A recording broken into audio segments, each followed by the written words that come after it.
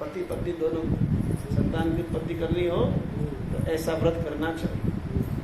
और ये व्रत कैसे करना चाहिए कि सुअर जिस भूमि को खोदे, जंगली सुअर, वो मिट्टी लाकर अपने शरीर पर लगानी चाहिए और उसके बाद पवित्र तीर्थ या नदी में स्नान करना चाहिए।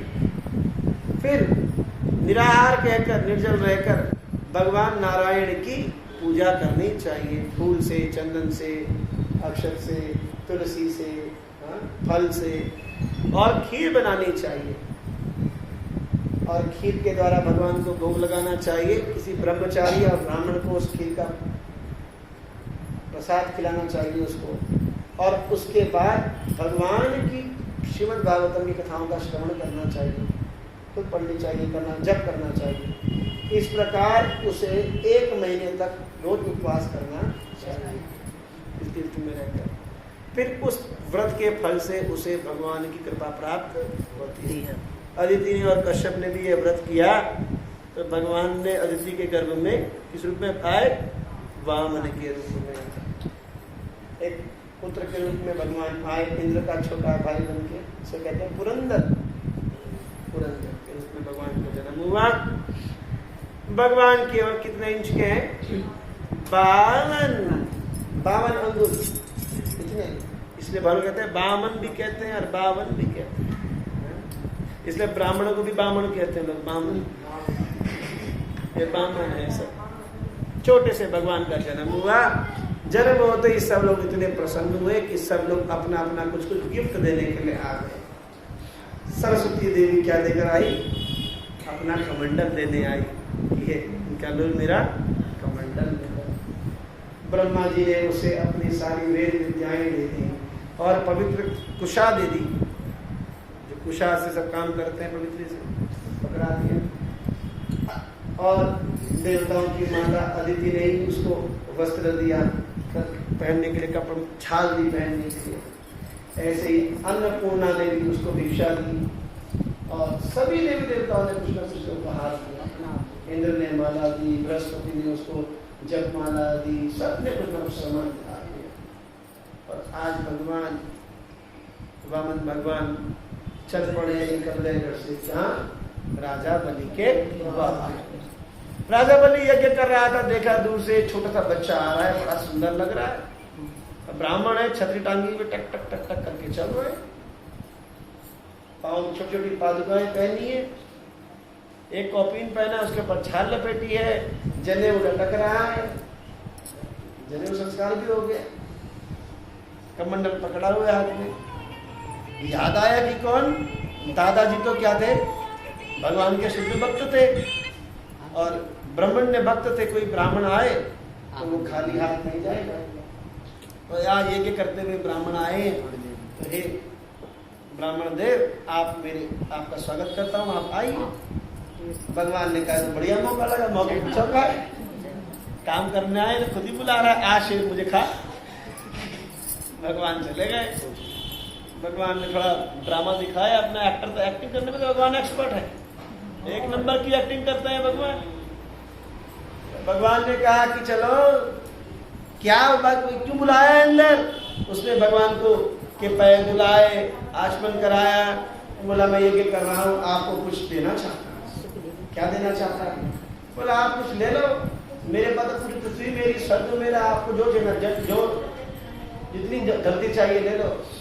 भगवान ने कहा देखो भैया, हम तो शरीर से छोटे हैं, जितना हमारा शरीर जितने में आ जाए, काम करो, तुम 3 पग भूमि दे दो, बस 3 पग भूमि हमारे लिए पर्याप्त है, हम उसी में अपना गुजारा कर लेंगे। बलि ने कहा कि तुम 3 पग भूमि, हम तुम्हारे लिए आश्रम बना देते हैं।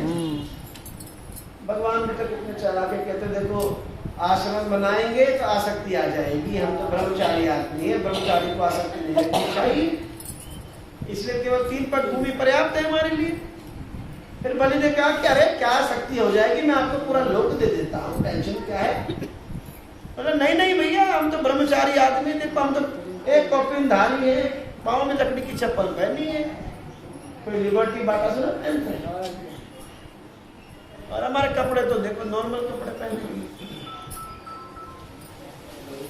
बलि ने कहा कि बहुत मनाया, भगवान नहीं माने, तो ठीक है अब जितना कहते तो उतना ही दे देते। भगवान ने कहा पर एक शर्त कर दूंगा, संकल्प करना पड़ेगा।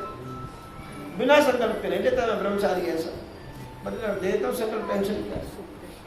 तो बलि ने अपना कमंडल उठाया, उससे पहले शुक्राचार्य आ गया और बलि को कहने लगा, अरे बलि रुक जा, तो किसको दान दे रहा है, ये सब नारायण है।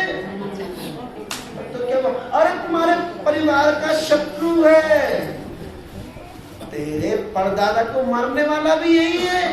नरसिंह बदन क्या आया था, फाड़ दिया था। तो बलि ने कहा परदादा को मारा था, पर दादा को बचाया भी तो इसी ने था ना, दादा को बचाने वाला भी तो यही था। और कोई अगर नारायण है भी तो क्या हुआ, ब्राह्मण रूप में आया है। मेरे दादाजी ने कभी ब्राह्मण का तिरस्कार नहीं किया, आज ब्राह्मण के रूप में आया है तो मैं उसको दूंगा ही दूंगा। दीपक तो मानी है, तुझे पता नहीं है ब्राह्मण मायावी है। तो वो कहने लगा कि गुरुजी आप भी तो मायावी हैं, आप भी मायावी हैं, वो भी मायावी है। एक्चुअली में क्या होता है, जब गुरु को लगता है कि चेला भगवान की भक्ति करेगा तो गुरु को लगेगा भगवान की भक्ति में मुझे छोड़ देगा, मेरी रोटी पानी कहाँ से आएगी।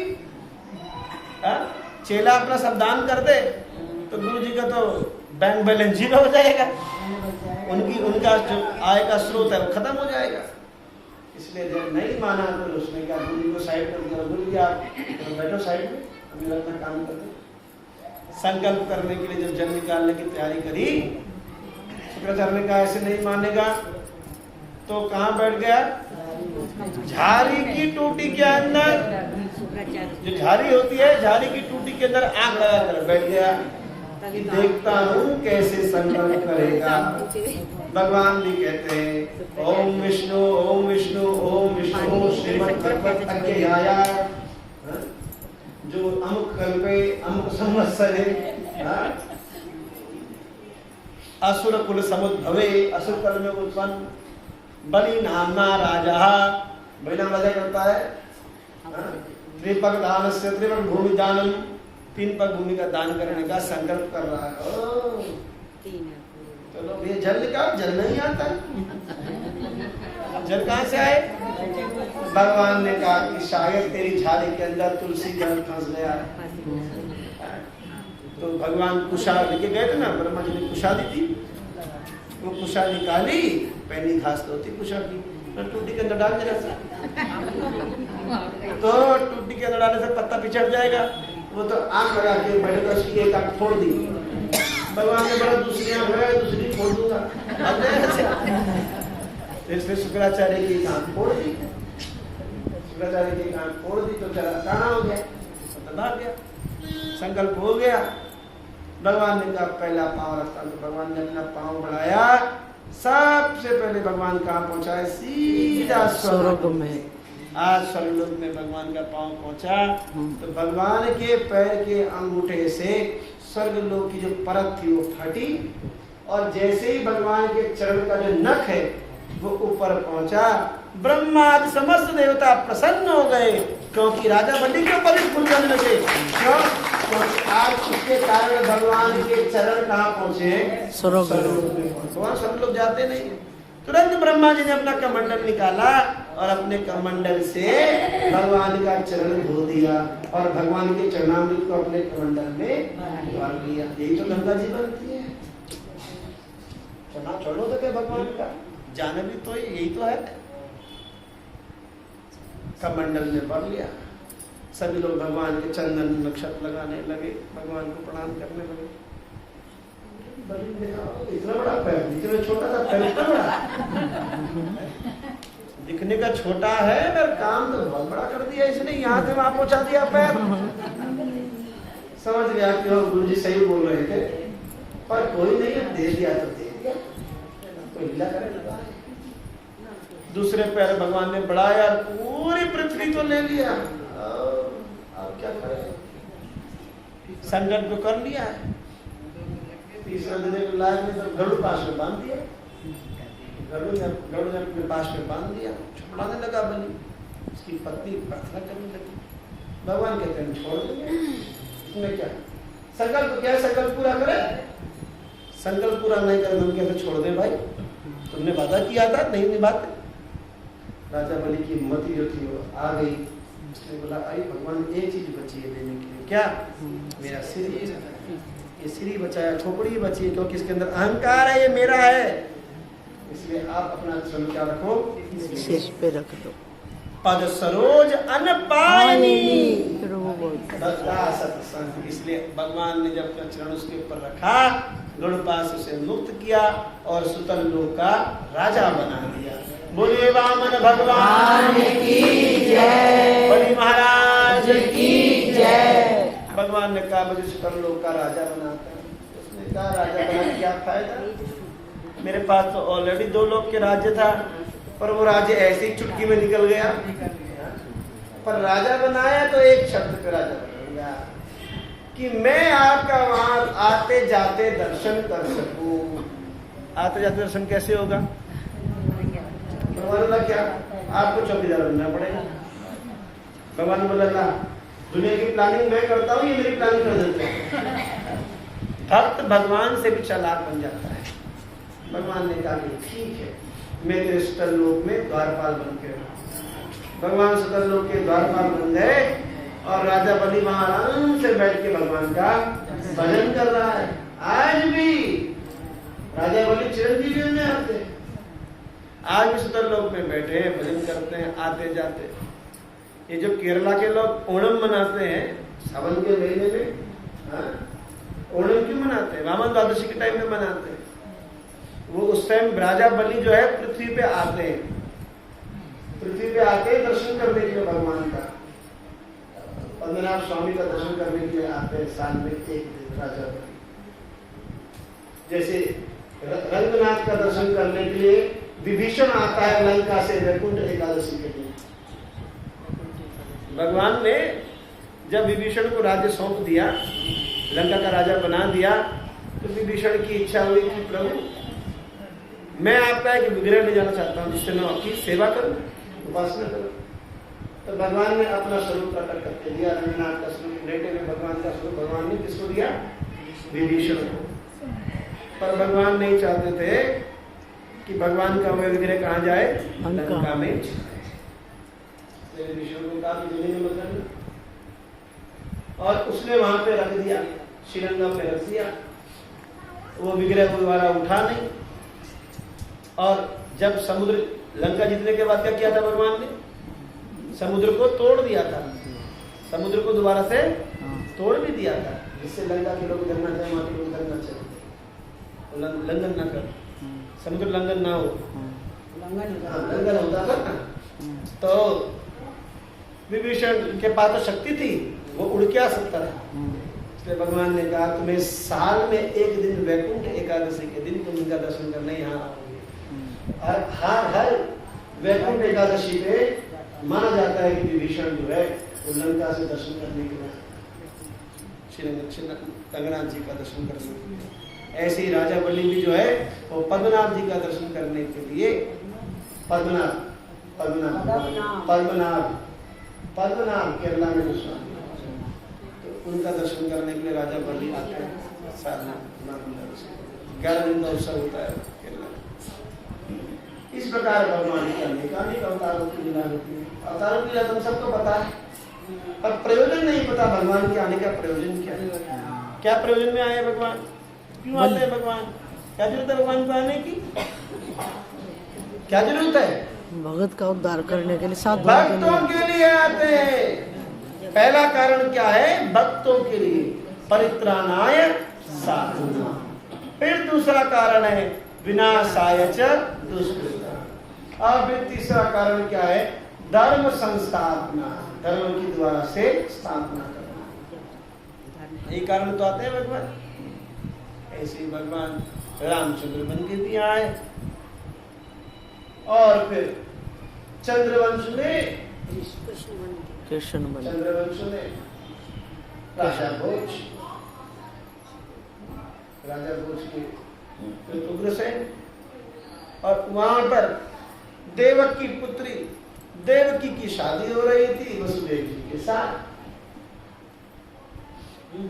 और जब वो अपने ससुराल जा रही थी तो उसी की चाचा का लड़का, जो वहां का उस टाइम का महान गुंडा राजा था, गुंडा राजा आया कि बहन का रथ तो मैं ही हाँकूंगा, डोली में ले जाऊं, कंधा डोली पे देते थे, रथ में चलाऊंगा। वह ले जाने लगा, जैसे उसने रस्सियां उठाई, जैसे घोड़ों पर रस्सियां चलानी शुरू करी, तभी आकाशवाणी हो गई कि हे कंस, जिसका रथ हाँक रहा है उसी का ही 8वां वंश तेरा काल बनेगा, विनाश करेगा, तेरा काल होगा। यह सुनकर उसने रस्सी वहीं छोड़ी और एक हाथ से देवी के बाल पकड़े और दूसरे हाथ से तलवार भी डाली, किसी गर्दन ही में काट दूंगा। वसुदेव जी ने तुरंत उसके पैर पकड़ लिए कि तू अपना यश बर्बाद कर रहा है, इसलिए क्या करके, तेरा इतना नाम है। वसुदेव जी की बातों में आ गया, तो चिंता मत कर, इसने नहीं वध कौन करेगा, इसकी संतान करेगी, तो मैं तुझे वचन देता हूँ कि इसकी संतान तुझे दे दूंगा। ऐसा करके वो घर आ गए, वसुदेव जी देवी को लेकर घर आ गए। पर अब 2-3 दिन बाद दिमाग में से फिर गया, इसमें क्या सोचा कि वसुदेव अपनी बात से फिर जाएंगे, ऐसे दोबारा वसुदेव और देवकी को बंदी बना के कारागार में डाल दिया। अब पहली संतान हुई, खबर पहुंची कि संतान हो गई है, तो कौन पहुंच गया, कंस जी पहुंच गए। कंस ने सोचा कि पहली संतान हुई है तो छोड़ देता हूँ, पर देवर्षि नारद गए और उन्होंने कहा कि भैया 8वीं संतान बोले तो 8 कहीं से हो सकती है, इसलिए उस बच्चे का वध कर दिया। 1 2 3 4 5 6 संतानों का वध कर दिया। 7वीं संतान को भगवान ने पहले कहा कि भगवान ने बलराम जी को कहा कि भेद दाऊ जाओ, चले जाओ, हमारी तो सब कुछ हटी करनी पड़ेगी। बलराम जी धाम के नियंता है, धाम की सेटिंग करने वाले। मथुरा के राजा कौन है, मथुरा का राजा कौन है, दाऊ दादा। बलराम जी मथुरा के राजा है, तुम पहले चले जाओ। वे देवी के गर्भ में थे, योग माया के द्वारा, संकर्षण विधि के द्वारा उसको उसी गर्भ से वहां पहुंचा दिया गया, रोहिणी के गर्भ में, इसे संकर्षण विधि कहते हैं। कंस ने सोचा 7वां संतान तो डर के मारे ही मर गई। 8वें में भगवान ने देवकी भगवान का ध्यान कर रही है, वसुदेव जी के समक्ष भगवान प्रकट हुए और कहा कि तुम चिंता मत करो, मैं तुम्हारे गर्भ में प्रवेश होने वाला हूं। आज वसुदेव और देवकी भगवान की स्तुति कर रहे हैं, और जो देवकी का जो गर्भ है उससे इतना प्रकाश है कि पूरे कारागार में किसी लाइट की जरूरत ही नहीं। शिव जी, शिवानी, भवानी, सरस्वती, ब्रह्मा, इंद्र, समग्र सब के सब अपने अपने विमानों में बैठकर, कहा आज धाम कहाँ बना हुआ है, मथुरा की कारागार तीर्थ बना हुआ है, धाम बना हुआ है। सब देवता वहां प्रकट होकर हाथ जोड़कर स्तुतियां कर रहे हैं, किसकी, नमस्कुनंदाय सहस्त्रमूर्ते सहस्रपादाय शिरोरवाहवे सहस्रनाम्ने पुरुषाय शाश्वते सहस्रकोटि युगधारिणे नमः। हे भगवान, आपके क्या है, सहस्त्र धाम है, सहस्त्र नाम है, सहस्त्र कोटि युगों में आप प्रकट होते हो, सहस्त्र कोटि अवतार आप धारण करते हो। इस प्रकार अनेक देवकी के गर्भ की प्रशंसा कर रहे हैं, धन्य देवकी का गर्भ, क्योंकि जो भगवान सब, जो समस्त जीवों का गर्भ है, तो आज वो भगवान देवकी के गर्भ में है। इस प्रकार भगवान इस गर्भ में गर्भस्थ शिशु की क्या कर रहे थे, स्तुति कर रहे थे। देवकी के आगे भगवान 4 भुजाओं में ही प्रकट हुए, समक्ष प्रकट हुए। इसलिए भगवान कृष्ण जो है, वासुदेव कृष्ण कहाँ प्रकट हुए, मथुरा में। और मूल कृष्ण कहाँ प्रकट हुआ, यशोदा के घर में। वास्तविक कृष्ण कहाँ हुआ, गोकुल में। नारायण कृष्ण थे, वासुदेव कृष्ण भगवान का विस्तार ये हुआ देवकी के पास 4 भुजाओं में। 2 भुजा वाला तो यशोदा के पास ही जाता। राम 4 भुजाओं, यशोदा जी को भगवान ने कहा, वसुदेव को तुम चिंता मत करना, मैं यशोदा के गर्भ में से ही जन्म लेने वाला हूं। मैं अपनी शक्ति के साथ वहां प्रकट होऊंगा। हे वसुदेव जी, तुम चिंता मत करना। उसने कहा कैसे करेंगे? ले जाएंगे, मुझे क्या करना, यहाँ से वहां ले जाना और मेरी जो शक्ति प्रकट हुई है उस शक्ति को यहाँ ले आना। हम कैसे जाएंगे? और जब मैं आऊंगा तो सब कुछ हो जाएगा। निश्चिंत होकर सो गए। भाद्रपद का महीना, अष्टमी की तिथि, रात के 12 बजे गरज गरज कर बादल बरस रहे थे। पानी धराधर, बिजली चमक रही है, कारागार में प्रकाश हुआ और भगवान का प्राकट्य हुआ। श्री कृष्ण कन्हैया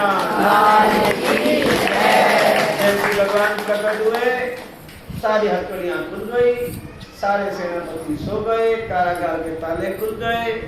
वसुदेव देवकी ने तो बस बच्चे को देखा ही, बस केवल लाड़कार नहीं दे पाए।